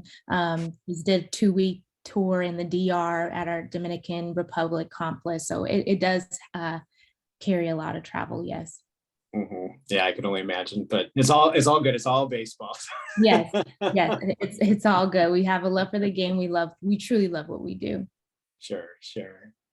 I was thinking about it, and it was at work, we were talking about just advice that you get along the way. And one of the questions that had come up is, what is one of the unexpected pieces of advice that somebody gave you that's really made an impact on you professionally? Sure. I think my best takeaway would probably be really, I don't want to be cliche-ish about it, but it is true. And enjoy the journey. Be patient, put your time in, pay your dues, don't peak too soon. You want to be able to be developed properly. You want to be able to be groomed properly. You want to be able to do a good job. So every day you can just come to work and develop and output good work products. So I would definitely say take your time, be, kind of eat, sleep the game, eat, sleep your work. So you definitely know you can have a good knowledge base around that. So I would definitely say just take your time. Mm-hmm. Great. And what, obviously you're a fan of baseball. What inspires you outside of the game when you're away from work? Sure. I'm a good reader. I love to read. I love to listen. I love to listen to a good podcast. What really gets me fired up is just really life, just seeing other people succeed, seeing people have a goal, go after and actually accomplish it, and being able to be a cheerleader with them. So just being that support role, being encouraging to others. Life is already hard enough. So if I can just be that glimmer of light for anyone that they have, I think that is probably my best downtime. Mm-hmm. And then feel free to, I'm starting to see some questions, so go ahead and fire some questions away there. And then we'll, because I know we're kind of tight with two guests at the end here, so we're trying to be very conscious of your time. But what advice, we had heard some familiar names, Kimmy and other discussions earlier with Ila. What advice do you have for women getting into sports to make that jump? Sure. I think, hearing with Ila, there is a lot of good women coming into the space. I think sometimes we hear that there are not women who don't have a love for the game, but I think that's a little bit untrue. I think there are women here in the space. I think there are great candidates. However, if a woman is trying to get into sports, the advice I always try to share is to know yourself. Know what you like and know what you don't like, because I think individuals will try to put you in a box if you don't have knowledge on what you want to do. They'll say, I think you'll be good at this. I think you'll be good at this. And sometimes I think you go for that because you listen to others' advice. And then sometimes you get stuck there and pigeonholed in the different department, whether it's in scouting, video, amateur scouting, pro scouting, international scouting, whether it's player development, whether it's field staff, where it's baseball operations, where it's marketing, ticketing. There's so many things that happen within the baseball space, right? So I think just being able to truly know that for yourself. So I say just network, shadow, ask questions, right? Ask people what they generally do on a day-to-day basis. What is their skill? Because all of us bring a certain type of skill to our department. So I would just say, just learn for yourself first. Great. So let's talk a little bit about your education. You mentioned you had multiple degrees. Can you walk us through some of those decisions on, which degree you decided to pursue, and again, the different steps you went through to earn those, and how it's influencing your career? Sure. So I chose Tennessee State because I wanted a softball scholarship. I majored in political science pre-law.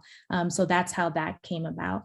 I ended up going to Valparaiso because I saw my friend I also went to school with. Her name is Crystal Anthony. She now works for Georgia Power in their marketing department. She used to work for Nike as well. And I saw that she went to get her master's, and it was absolutely beneficial, just the things that she was learning definitely in class. So I decided really to go that route. The sports management and the sports administration, they kind of merge together. And the foundations that you learn were very critical. I think there's sometimes we think we know what actually happens in, maybe a franchise or organization, but it was absolutely nice to kind of see a little bit more on the back end, actually what is done. So therefore I did. And I took the online program at Valparaiso. I lived in Chicago for 2 years. And at the end of it, I was supposed to get an internship. And that's what I did with Lamont Smith at All Pro Sports Entertainment. And I shadowed him. I worked for him for a couple of years, but he also kind of pushed me to go to law school. He said, you kind of need to be able to blossom, to go to the next level. You really need that contractual transaction mindset, a different business mindset that others are looking at it from a totality of circumstances, not just looking at it from the baseball ops perspective. Because I think today you'll see our game is changing where it's just not baseball. It has so many moves, whether it's, their insurance, their flights, whether it's COVID related, right? Whether it's money and all the other negotiations that are going on. So I think you have to be adverse in that. So I believe going to law school, that helped me add another pillar of education to my data bank. And I'm happy I did, because when I'm now into these roles, I'm able to understand how accounting is feeling, how is marketing feeling, how is PR feeling, whether video is feeling this way, and why is our ownership pushing back if it's a budget related question. So I think it all plays a part. That's great. That's great. And I shared points off of your bio, off of LinkedIn. Tell me a little bit more about your journey and maybe some of the steps that you don't see as simple posts. What are steps along the way that have influenced you, that helped you move into the position that you currently have? I think the no's, right? I think applying and no, we'll get back to you. Or, you are final three, but we end up going with this candidate because we feel he has more experience in this realm or that realm. So I think the no's, they're good. They fire you up, right? They challenge you too. They say, do you really want to do this? Because it's easy to just, fall back, have a fallback plan. But, I grew up in baseball. I was around it all the time with my father, with my brother, with my playing career as well. And I truly love the game. And I said, this is what I want to do. And I said, so you know what? I'm here. I know I can do the job. So it's just saying, just be 2 times better, just study harder, just be adverse more on the subject and just keep going, because you'll get that yes, and don't limit yourself, let them tell you no. So just keep going, really. Mm-hmm. And you had mentioned when we were chatting before this, just about the support from your family, that they're very strong for you. What can you tell us about them? What are they thinking right now? What advice did they give you moving into the professional world? Just no advice, really. I think everyone's just so excited still. I think everyone's just so thrilled and so just proud just to see if the work is paying off, just the time, the commitment, the dedication is just really just paying off. And, my dad being super proud about that. My mom just keeps saying, and my dad too, just be disciplined, just go about your job the right way, be professional at all times, just put your head down and just keep working, because you're just getting started and there's more to go. Perfect. Now, feel free, let's open it up for some questions. Feel free to fire away in the chat. There was one comment from Ryan, who I know is a very, very big Cubs fan. And he just mentioned, do you have any special memory of your dad's playing career? Of his playing career, I'm not really, because they all blemished together, right? We were always at Wrigley day in and day out. But that staple is that Shawano-meter. I know every time he would beat the meter, right? And he was just so streaky in his batting average. So that was a really big thing.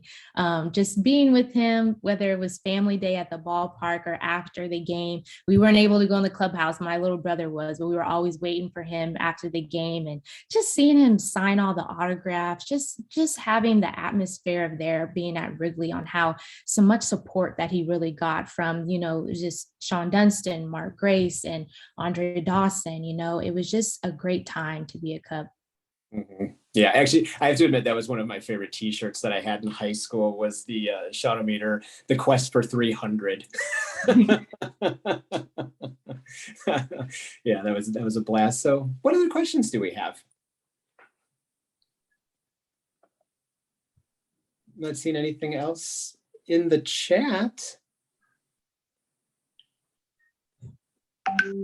Unless I'm missing something there. Oh, wait. It's from Donna. You mentioned not being able to go into the clubhouse as a child. How surreal is it now to have access to do that? Very nice.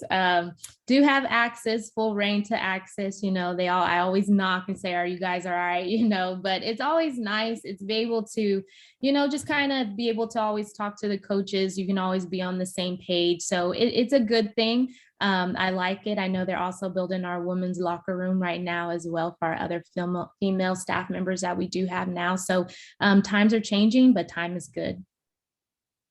Okay.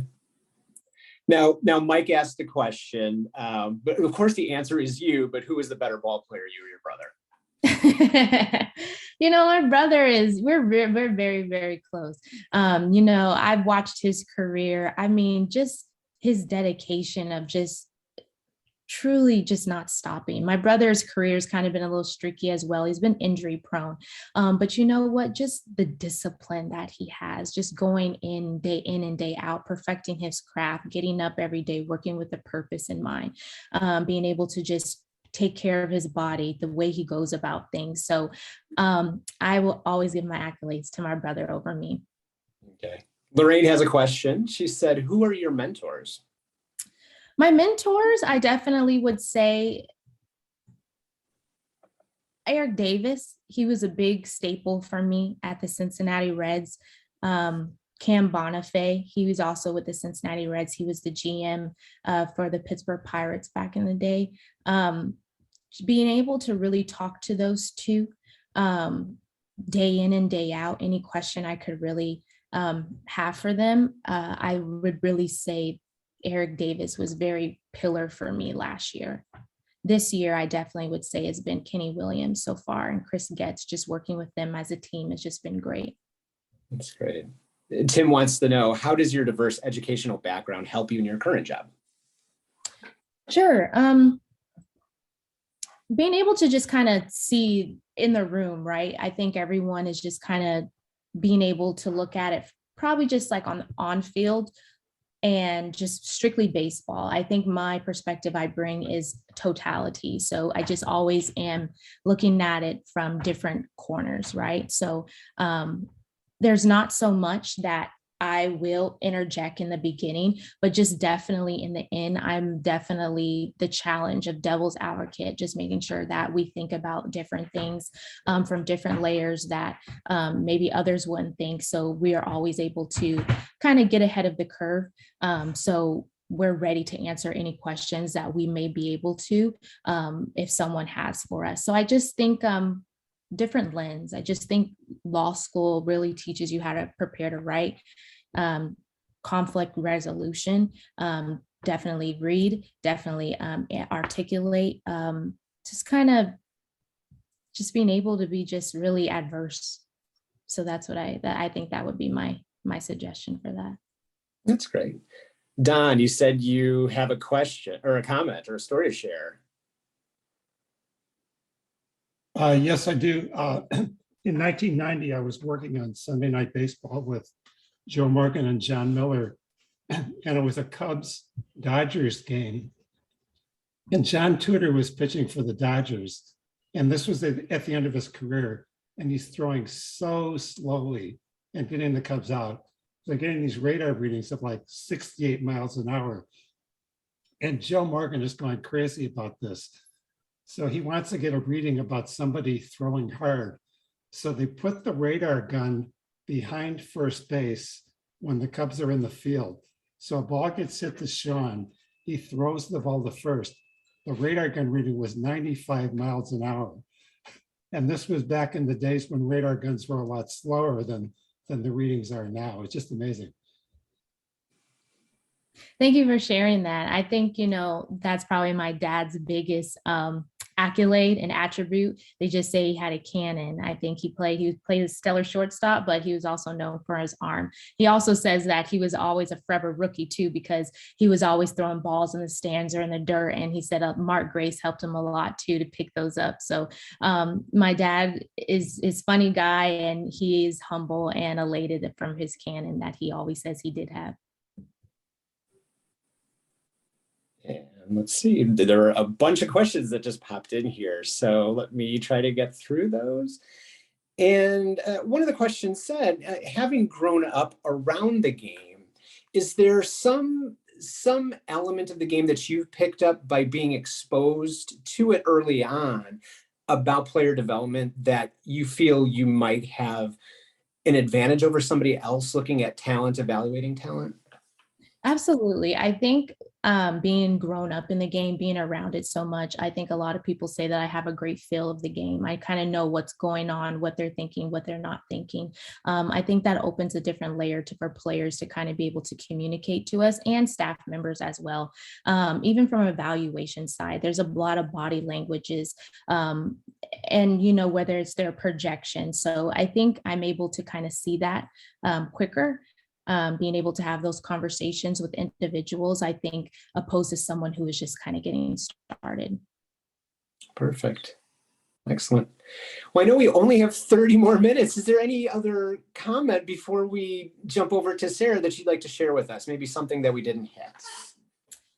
No, I'm just thankful that for the opportunity for you guys to come on and invite me today. I'm very elated. If you guys need anything else or have any questions, just please reach out to me. I'm here and I'm available, and just wish us luck as we're getting ready for spring training to start.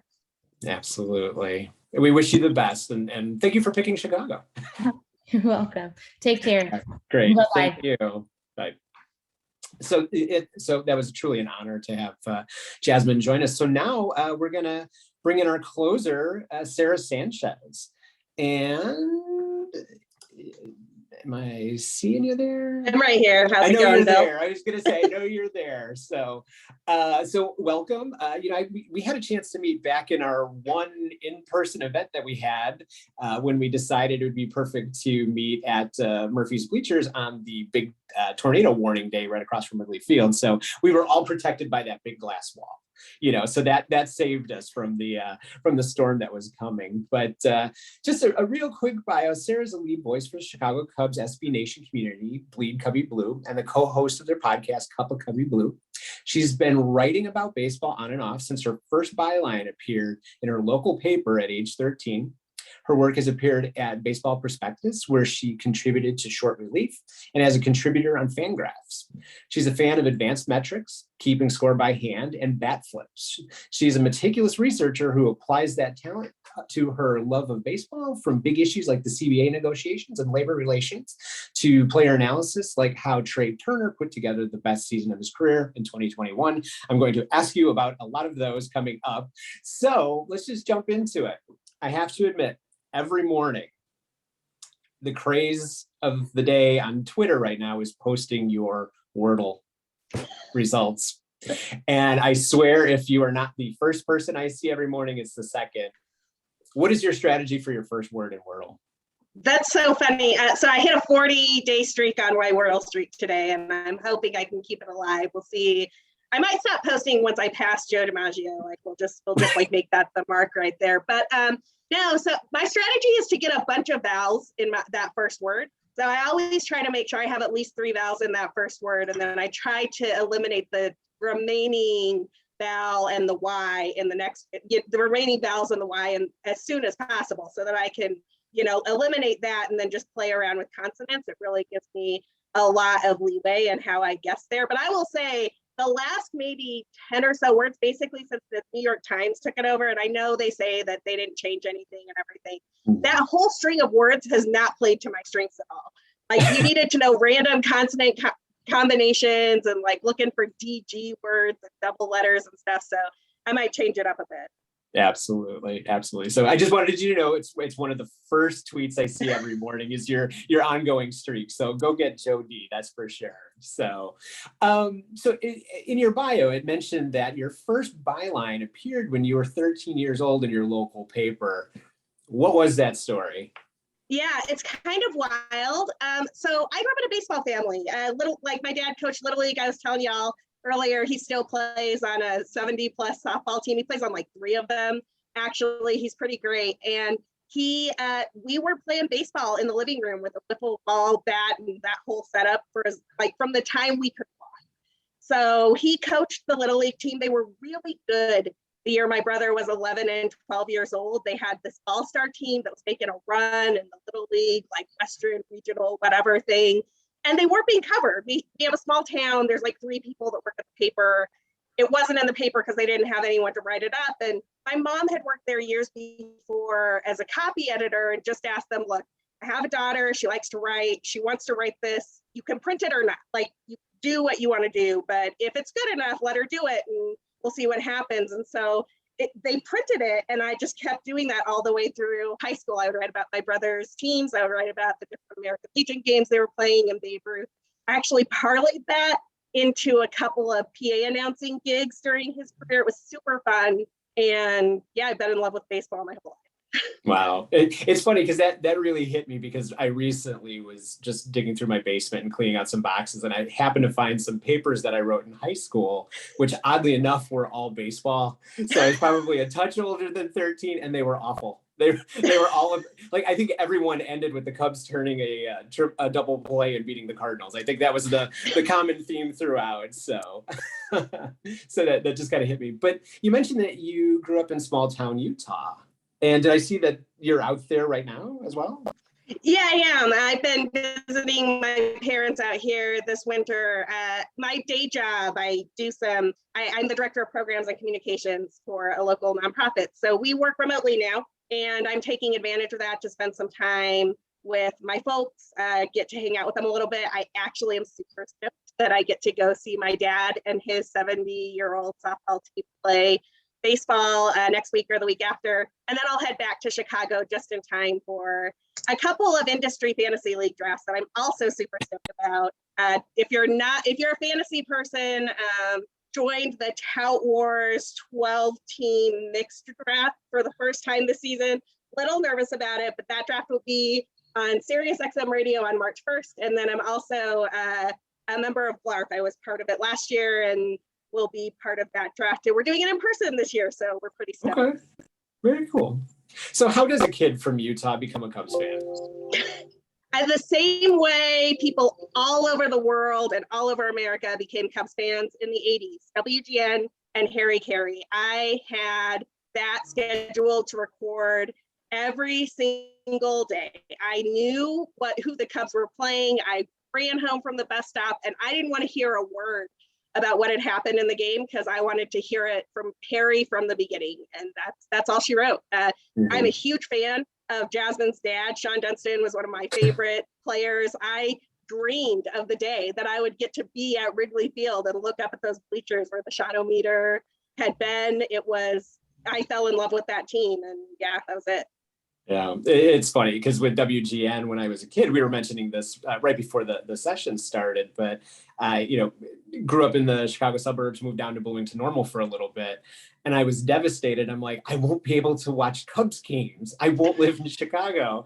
And then I went down there and I turned on the TV and it happened to be on WGN and it was a Cubs game. I'm okay. I get to continue to do that. So, similar, like I had asked Jasmine earlier about when you first considered a career in baseball, but when did you first seriously consider writing as part of your career, writing about baseball specifically? So I'm one of those like older millennial, like cuspy Gen X type of people who has had lots of different careers over the course of since I graduated from college. And so I have a degree in political science. I started out working in politics. I was really fortunate to get a job writing for a local nonprofit that does like think tanky stuff, like education, voucher research, that type of thing, looking at why higher tuitions in college were increasing, those types of things. And I was doing that. That was great. I actually wound up volunteering a lot for a local debate team that a friend of mine was coaching. He was super interested in, I had done debate in high school. It was really important to me. And so I wanted to give back a little bit. And that turned into a teaching job, which is my long way of saying that it took me like 15 years after college to get back to the thing that lit me up when I was a kid. And it's never too late to go back to the thing that you wanted to do when you were a child. I mean, it is a running joke in my house that from the time I was about 5 years old, I wanted to be Harry Carey. That was my whole thing in life. I thought I was going to be Harry Carey when I grew up. And so the idea that, I took this kind of winding path, like I did other things that I liked. I learned a lot along the way. I couldn't agree with Jasmine more that the stuff you pick up from different experiences, different industries, you apply them to how you hone your craft and how you apply it to baseball. And then while I was working as a teacher out in Boston, Massachusetts area, I worked at Lexington High School out there. I went to see the Cubs play the Red Sox when they were out there for the first time, I think it's the 1918 World Series. The pandemic shortened World Series was the last time that the Cubs had played at Fenway. And so I went to all 3 of those games. I happened to already be a member of the Cubs community at Bleed Cubbie Blue, posted in the game threads there a lot. And so I met Al Yellen, who's the editor there. We became friends by chance. I happened to move to Chicago for a debate job in 2014, in the fall of 2014. And Al would always invite me to sit with their friends in the bleachers. We'd chit chat, whatever. In 2016, when the Cubs won the NLCS, I was out hanging by the wall there when everybody started writing on it with chalk, and I got some great pictures. I got a little bit of the story about what had happened. And so I reached out to Al to say, hey, you want these pictures for your blog? And he reached out back to me and said, why don't you just write this up and I'll post it. We'll see what happens. And that's all. That was it. That was my first post at Bleed Cubbie Blue. I have been writing there now this will be my 6th season writing with Al. I've had the opportunity to do some writing for Baseball Prospectus, to do some writing for FanGraphs. It has been a wild, wild ride. I've loved every single minute of it. And I just have to say, like, if you have a passion and you want to go back to it, pick it up and just see what happens, because you never know where it's going to take you. Yeah, and Bill Nellen just chimed in. He mentioned that he's a graduate of Lexington High School. So outstanding. Lexington is a wonderful place. Honestly, like one of the greatest schools in our country. It's a jewel. It's a crown jewel in this country. Now, you mentioned kind of having a career that kind of meandered around, but who inspired you and who motivated you along that journey? Wow, that's a really good question. Lots of people. So one of the things about writing is that it's kind of lonely. You don't necessarily know if what you're putting out into the universe is good or not. All of the sites these days use they use metrics to say, oh, so many people read your stuff, or so many people stood with it for so many times. On the SB Nation fan sites, we have comments. You can sort of see how engaged people are with that traffic. But really, I've been super lucky to have a lot of great editors. Al has been so supportive of my work. I pestered him about a Bleed Cubbie Blue podcast for, I think, 2 seasons, and he believed in me enough to let me just run with it. Cuppa Cubbie Blue, we drop new episodes every Monday in the off season and series by series during the regular season. So you always know what's coming and going with the Cubs and how they're doing. Roger Cormier over at Baseball Prospectus invited me to contribute to Short Relief and just really gave me so many great tips that took my writing to the next level and helped me work in some of that more prose style that Short Relief was known for into storytelling about the nation's pastime in a really short and like condensed space. And then Meg Rowley at FanGraphs honestly made me a better writer almost immediately. And I still to this day, like as I'm thinking about what I'm writing, as I'm thinking about my pieces, I think, how would Meg make this better? Like, what would be the question that she would ask that would get me through this like barrier that I'm not seeing right now, so that I can make this piece really tell the story that I want it to tell. And I really think that my time as a teacher and my time researching lots of different things, because that's basically what I did in college or what I did at Utah Foundation, gave me opportunity to explain some of the harder concepts in baseball in a way that people can understand and access, even if they're not all that interested in how WAR is calculated. Maybe I can help them appreciate what it does for them understanding the game a little bit more. And that's how I try to approach my writing. I'm super grateful to every editor I've had who has helped me become a better writer along the way. Great. Now, there are a lot of opportunities now. It's very different from even when I was coming out of college about how to get your writing exposed to people that need to read it. There are blogs, you can do podcasts, you can tweet. There are a number of different opportunities to get out there. If somebody is seriously considering a writing career, sports specifically, what do they do? Where do they first publish to get that out there, to get that feedback they need to be better writers? Yeah, so I got a little lucky here. Like I knew an editor and I pitched a story and he liked it and wanted to see what could happen if I wrote it. And that's sort of how I got my start at Bleed Cubbie Blue. The thing about pitching is that you hear the word no a lot. Like somebody tells, I don't think that's the right time right now. I think that might be better in a month, or maybe that story's already passed and you need a different angle on it, or maybe that story's already been written and now the work that you just did for 2 weeks, you have to channel into something else and see if you can pick it up some other time. It can be really hard to hear the word no, like, and you have to get used to, like Jasmine was saying, taking those no's and turning them into opportunities, looking at the ways that you can make your work better and how you take the lessons you learned from a piece that maybe didn't get published at a certain outlet and say, okay, well, I think this piece has legs for somebody else. Like, I think that I can change the intro, I can change the conclusion, I can make this meaningful for a different audience, and really being resilient with that. And so I think that, you're going to hear a lot of no's, be prepared for that, but just pitch people. The flip side of what you were saying, so many writers have more access now. We have our own channels and ways to promote our work. We have access to editors too. Those editors are sitting on Twitter. A lot of times their DMs are open deliberately because they want people to be able to drop them some sources or to drop them a tip that they can chase down or that they can turn into a story. And so if there is somebody that you think, hey, I think this person would be interested in what I have to say, pitch them. And if they say no, they say no. That doesn't mean no forever. It means no for that day, for that story. Maybe learn what you can from the feedback they gave you and rework it for something else. And I think that that resiliency is probably the thing that I've taken away most from this writing experience. And Bob mentioned that your enthusiasm comes through in your writing. So, so let's talk about the Cubs.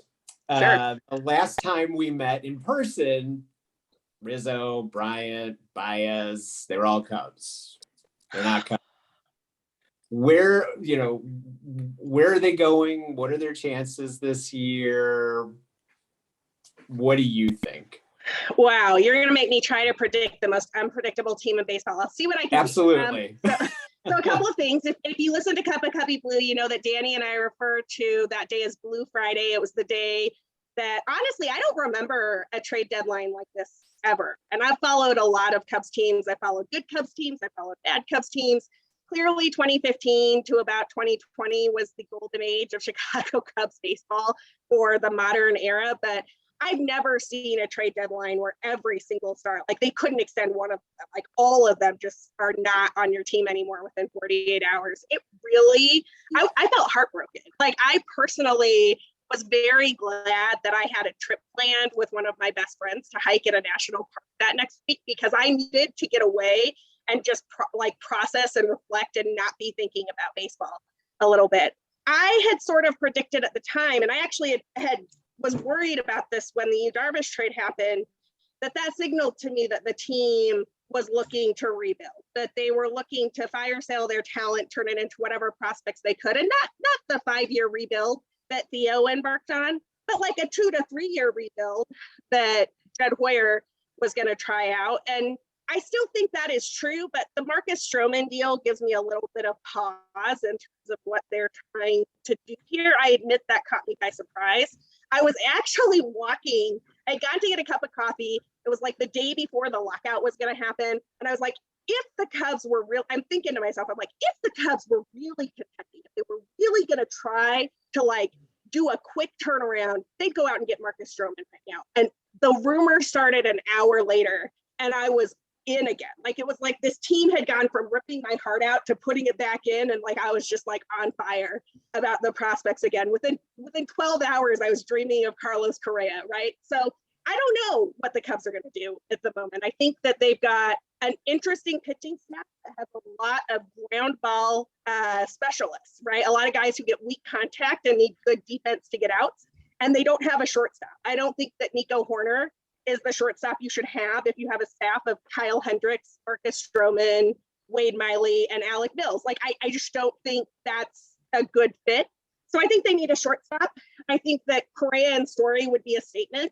I think that Simmons would probably be a defensive upgrade, but obviously not like a liability with the bat in that position. And it'll be really interesting to see what happens in terms of how they fill that particular position, because the outfield's interesting. Clint Frazier is interesting. Ian Happ is either an MVP or like just the worst player ever at the plate. So if he channels that MVP in Happ, like that's really interesting to me. Nico and Nick could do some damage. Like, there's some interesting pieces here if they get a shortstop. And Stroman signals to me that they think they can get a shortstop. Yeah, it's funny. I was walking through a Costco at that point when my phone went off and it said that they signed Stroman. I'm like, so maybe they're trying, I guess. I guess, so why not? And Jason Schwartz wants to know if we're going to see another World Series before 108 years. Before 108 years, I think yes. In the Safe next bet. 2 years, I'm not sure. It really, like I said, depends on what this rebuild really is. Did they sign Young Gomes so they can trade Wilson Contreras? Or did they sign Young Gomes because Wilson Contreras is a better hitter when he gets some reps? And this way you can DH Wilson Contreras sometimes and you can extend him. Like, there's a lot of open questions with this team. And frankly, I think the Stroman deal, what it really did was give them options. It gave them a way to, that's a contract that will be enticing to someone. If the Cubs are out of it at the deadline and looking to deal, they could parlay that contract into some more prospects. Is Brennan Davis here this fall or is he here next fall? Brennan Davis looks like the real deal. If he's here this fall and the Cubs are actually in it, that is interesting and potentially exciting. But honestly, they're kind of a riddle wrapped in a mystery inside of an enigma, if you ask me. Absolutely. So the announcement came out the other day that the earliest we would see spring training games would be March 5th. What is your thought on the labor negotiations? It's out there. It's a very nebulous situation. What is your thought, if you can look into the future? So a couple of things. Like, I'm just going to be very upfront. If you read my writing, I am team player. I think that the players have not gotten what they deserve in the last 2 collective bargaining agreements. And you just have to look at a chart of revenues versus player pay as a proportion of those revenues to see it, right? Like, the owners are bringing in lots of money. The players have brought in less and less and less of that.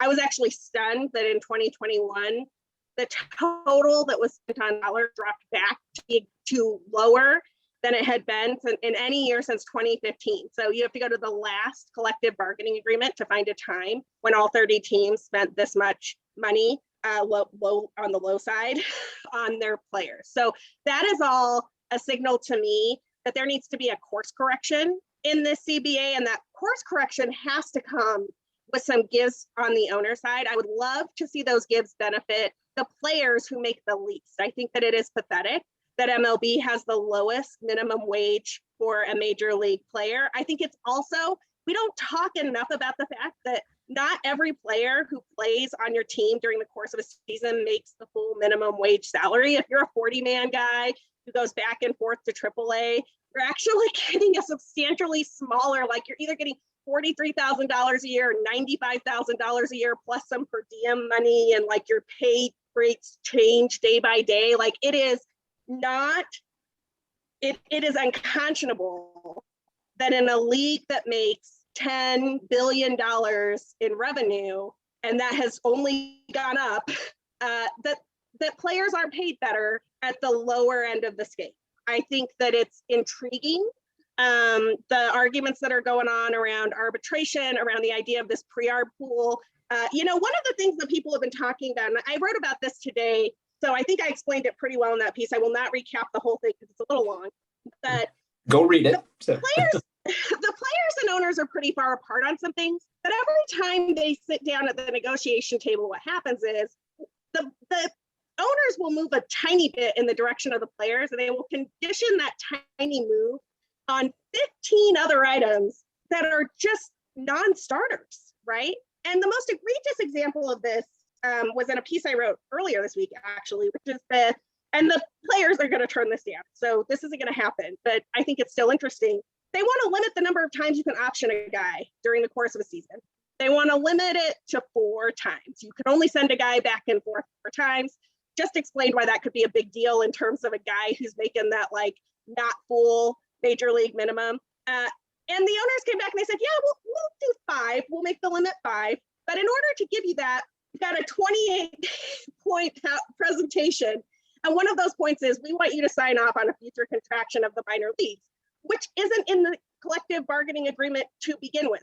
It's the league asking the players to sign off on something that covers them in the future in the event they want to do something egregious. That is not real negotiating. That is just strong-arming people and trying to be draconian and hoping that all of the people observing you won't notice and won't care when baseball starts again. And so I think it's really important that fans appreciate that the owners are making, yes, they're making small moves. Those small moves widen the gap between where the players and owners are. I am heartened that they are meeting every day next week. I think the reason that they accelerated the pace of those meetings is because I think it was Ben Nicholson-Smith who tweeted this. So to give credit to the person who dropped it, the players said they would only do the expanded playoffs if the regular season started on time. And the expanded playoffs are a potential big money pool for all of the teams, not just the wealthy teams. And so all of a sudden, MLB was super willing to meet multiple times a week instead of just like once every 5 or 6 days. I swear to God, these people are communicating by carrier pigeon. It is out of control to me how slow the negotiations have gone on since the lockout that, remember, Rob Manfred said was supposed to jumpstart negotiations. So anyway, I could go on. I think that the short version is I am optimistic that with the talks accelerating and the expanded playoffs on the chopping block as a casualty if the season doesn't start on time, a season will start on time. But I really hope the players get some movement on some of these things like the competitive balance tax threshold, minor league minimums, the treatment of players going back and forth on the Iowa shuttle to AAA. Like, I think that there needs to be movement there from the league. It needs to be real, because this thing where the billionaires pocket their revenue sharing money and player salaries drop is not tenable. Well, Dennis asked, do you think 4 weeks of spring training is enough, especially for starting pitchers? That's a great question. I do think it's enough. I thought it was enough before people started talking about shortening spring training. So I wish I could give credit to exactly where I heard this conversation, but I know who said it, so that's helpful. Eno Saris a couple years ago during the 2020 negotiations, when they were trying to figure out when they would start spring training and where and like how long whatever spring training looked like after the pandemic season got going would be, mentioned that spring training as it's currently constituted is actually probably a little too long. The 6 to 7 week buildup is not entirely necessary, that you could get all of that done on a shorter timetable. I don't think that they can get it done in a timetable shorter than 4 weeks. I think that they need 4 weeks to keep players from getting injured. We saw what the 2020 ramp up and then the 2021 season did to player injuries. If you do not follow Derek Rhodes from Baseball Prospectus on Twitter, he has a great data viz over at Baseball Prospectus that shows you sort of like where those injuries all are. And they're all soft tissue injuries that are the result of not enough training, which is bad. Sure. Well, Randall had a question. Do you think the Cubs will re-sign Anthony Rizzo? And I'll add on to that, should they? That's a wild question. So Danny Rocket and I were just talking about this on the latest Cuppa Cubbie Blue. And I love the idea of Rizzo being back in the fold, because frankly, the Cubs should have never let him go. That is one of the guys that they should have given some money, kept him there. He's the heart of the team, right? Like I was there for both games, actually, when Rizzo got hurt, like when he sprained his ankle and blew up to like the size of a football. And then when he came out in that critical series against the Cardinals, and you're like, wait, Rizzo's ankle is the size of a football. He couldn't walk on it 4 days ago, and he's leading off, right? It's like, how is this even possible? Anthony Rizzo is the heart of one of the greatest Cubs teams of all time, and letting him go was a travesty. And for that reason, like, my heart wants Rizzo back. But the one player I am not worried about in the, you know, replacement level guys who got a shot last year, who really showed a breakout, is Frank Schwindel. I think Frank Schwindel is real. I think thrilled that Frank Schwindel got a shot. I think that the bat looks good. I think that the K rate looks good. I think that Frank Schwindel can probably sustain what he did in the second half of the season through a whole season.